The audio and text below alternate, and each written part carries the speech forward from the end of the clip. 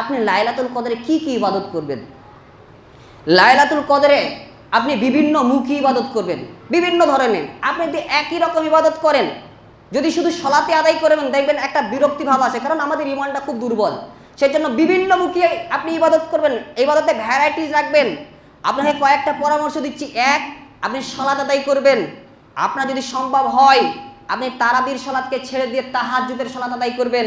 যারা তাহাজ্জুদের সলাত আদায় করেন তারা তারাবির সলাত আদায় করবেন না, তাহাজ্জুদের সলাত আদায় করবেন, শেষ রাত্রের সলাত আদায় করবেন।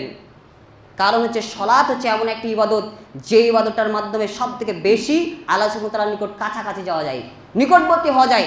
সেই জন্য লাইলাতুল কদরে আপনি একটা সময়, আপনার একটা সময়, দীর্ঘ একটা সময় সলাতের জন্য বরাদ্দ রাখবেন। 2 নম্বর, আপনি কোরআন তেলাওয়াত করবেন। আপনার লাইলাতুল কদরকে ভাগ করে নেবেন, সারা রাতকে আপনি ভাগ করে নিয়ে আপনার একটা অংশ থাকবে কোরআন তেলাওয়াতের জন্য। নাম্বার 3, আপনি জিকির আজকার করবেন। গুরুত্বপূর্ণ ফজিলতপূর্ণ যে জিকিরগুলো আছে, সুবহানাল্লাহ, আলহামদুলিল্লাহ, লা ইলাহা ইল্লাল্লাহ, আস্তাগফিরুল্লাহ, সুবহানাল্লাহি ওয়া বিহামদিহি, সুবহানাল্লাহি ওয়া বিহামদিহি, সুবহানাল্লাহিল আযীম, লা ইলাহা ইল্লাল্লাহু ওয়াহদাহু লা শারীকা লাহু, লাহুল মুলকু ওয়া লাহুল হামদু ওয়া হুয়া আলা কুল্লি শাইইন কাদির, আস্তাগফিরুল্লাহাল্লাযী লা ইলাহা ইল্লা হুয়াল হাইয়ুল কাইয়্যুম ওয়া আতুবু ইলাইহি। এইভাবে যে গুরুত্বপূর্ণ জিকিরগুলো রয়েছে, ফজিলতপূর্ণ জিকির রয়েছে, এই জিকিরগুলো করবেন কিছু সময়। নাম্বার 4, আপনি দোয়া করবেন আল্লাহ সুবহানাহু ওয়া তাআলার নিকট।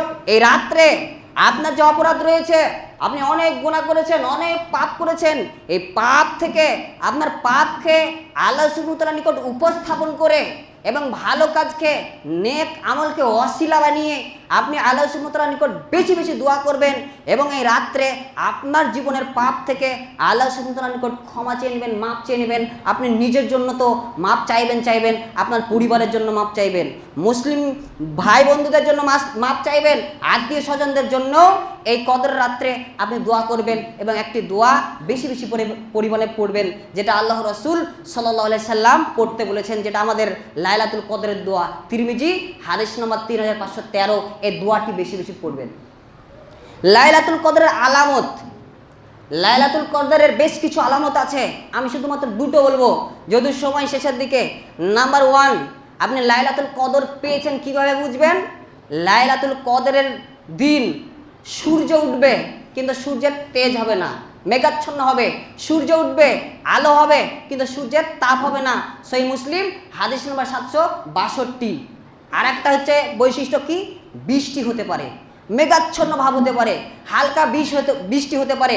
সহিহ বুখারী হাদিস নম্বর 2027। এখানে আল্লাহ রাসূল সাল্লাল্লাহু আলাইহি সাল্লাম বলেছেন যে স্বপ্নে আমাকে দেখানো হয়েছিল লাইলাতুল কদর। আমি দেখি যে লাইলাতুল কদরে পানি এবং কাদার মাঝে আমি সিজদা করেছি। অতএব লাইলাতুল কদরের একটা আলামত হচ্ছে বৃষ্টি হতে পারে, হালকা বৃষ্টি হতে পারে। আর আবহাওয়াটা হবে নাতিশীতোষ্ণ, গরমও হবে না, খুব ঠান্ডাও হবে না, একদম সুন্দর, আমাদের জন্য পারফেক্ট একটা আবহাওয়া হবে। অতএব এই লাইলাতুল কদরে বেশি বেশি পরিমাণে আপনার সামর্থ্য অনুযায়ী, সাধ্য অনুযায়ী ইবাদত করার চেষ্টা করবেন। আর কয়েকটি বিষয় খেয়াল রাখবেন, যাতে করে মসজিদে এসে হই হট্টগোল করবেন না, খাবার নিয়ে ব্যতিব্যস্ত থাকবেন না। এটা আমাদের সমাজের একটা সমস্যা। মসজিদে এসে হই হট্টগোল করে, খাবার নিয়ে ব্যতিব্যস্ত থাকে, মোবাইল নিয়ে ব্যতিব্যস্ত থাকে, এই সমস্ত দিকগুলো আপনার বর্জনীয়।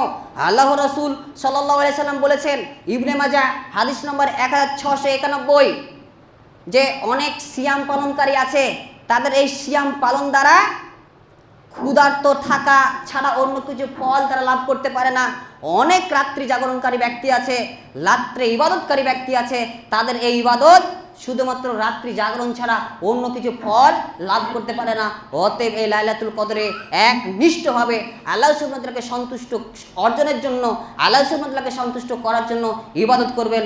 হয় হট্টগোল, খাবার নিয়ে ব্যতিব্যস্ত মসজিদের মধ্যে হয় হট্টগোল করে বেড়াবেন না।